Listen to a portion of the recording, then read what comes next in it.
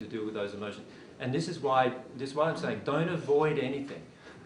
Don't avoid, like, anything that triggers you emotionally, anything that gets you connected with God emotionally, do it. Right. Right. So you know, if you go to a Catholic church and you sit in front of the altar and that's what connects you, go there and connect you. You know, I'm not saying don't do that. Go there and do that. Right. If the oneness blessing connects you, keep doing that.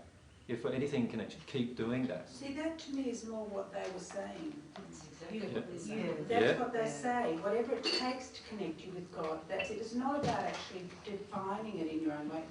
It's whatever connects you with God, that's what works. That's what to do. That's more what they say. Yep. Yes, that's how I understand it. Bhagavan does say, create your own God. Yeah, but you know, that's again, like you said before, taking context. It's taking it out of context and taking it literally, because to me Well, I've talked to the spirits who are actually running the oneness movement, yeah. and I can tell you exactly what their feelings about God are.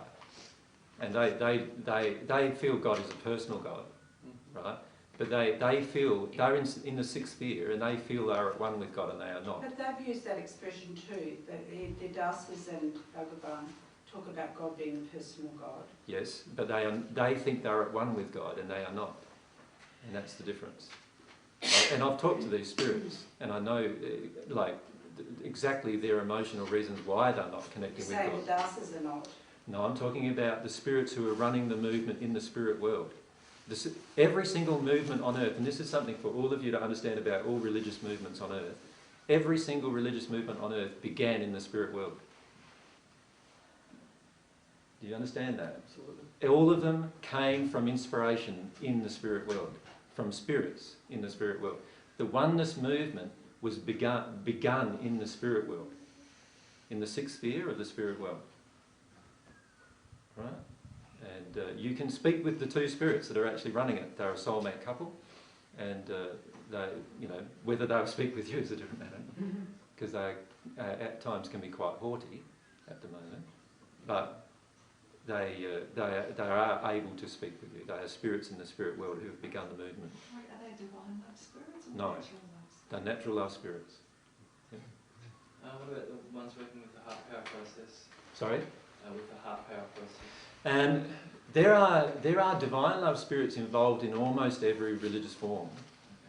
But the ones who are receiving the channeled information through the earth, most of the time it's happening through the intellect.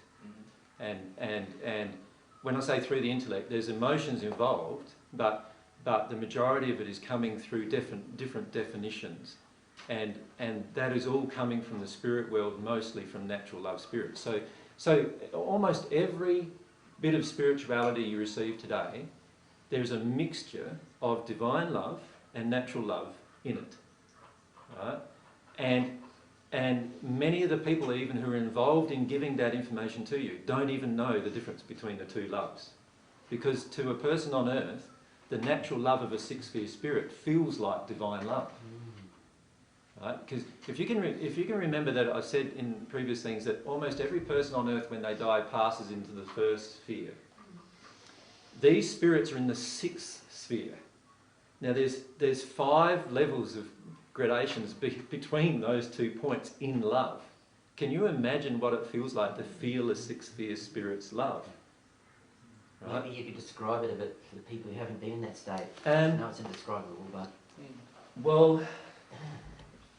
Because you said the state I was in India was a sixth sphere state. And I tried to describe it and it was impossible. It was so What happened to Grant in India was that he was taken out of body and in terms of to help you with your pain processing really, taken out of body and given some experiences. And perhaps you'd like to describe some of those experiences. These are all sixth sphere spirit experiences. Well, for about 5 hours I was in a state that felt like a full body orgasm that got stronger and stronger and stronger, and I just felt at one with the universe, and the joy felt infinite. And I kept looking down at my body to see if it was still there, because I felt I was one with everything, and it was more love and joy that I've ever felt my whole life. And I felt like I was at one with God. So I wasn't receiving to end up at that point. I was... No, that whole experience was given to you by some natural love spirits, demonstrating to you the power of their love. Right, and that's a sixth sphere state. But they view themselves as God. Mm. Do you understand that? Every sixth sphere spirit almost views themselves as God. It's because their intellectual reasoning is, I am God, you are God, everyone's God. Everyone's God being expressed. It's very much conversations with God type thinking, if any of you read that. In the conversations with God, the viewpoint is that God split herself up into many to experience herself. Right? That's not the actual truth of God, but it's what many spirits in the sixth sphere believe. We've been taught that we're all a part of God, and that we don't have to become one with God. All we have to do is awaken to God, and it's Yes. in all the spiritual literature. You've been taught that you're already at one with God, you just don't remember. Mm-hmm. Right? And I'm saying that's not the case. God doesn't make you at one with God without your free will being involved. So why don't people have, especially in that environment in the Oneness University, Yep. have very similar levels of experiences? Is it purely because of their emotional blockages? People are on different levels, so therefore they experience it very differently, just as you Yeah. would divine love. Yeah, very much so. Very much to do with the emotional blockages. If I've got an emotional blockage to going out of body, then you won't have an experience like Grant's had. Yeah, so it could be And an emotional blockage to going out of body might be a fear of disconnection with yourself. Like, so you're afraid of anything spiritual, and most people on earth are afraid of that. And so for the majority of people on earth, they don't have that experience, and it's only after years and years of spiritual development that they feel comfortable enough to have that experience.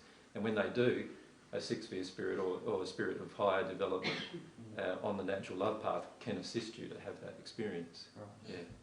And the spirits in the divine love path can do that as well, by the way. Yeah, of course, all the spirits on the divine love path can do that. Yeah. It's just that they will not usually do it, Yes. because their focus is your emotional development and you doing it for yourself. Mm. Right?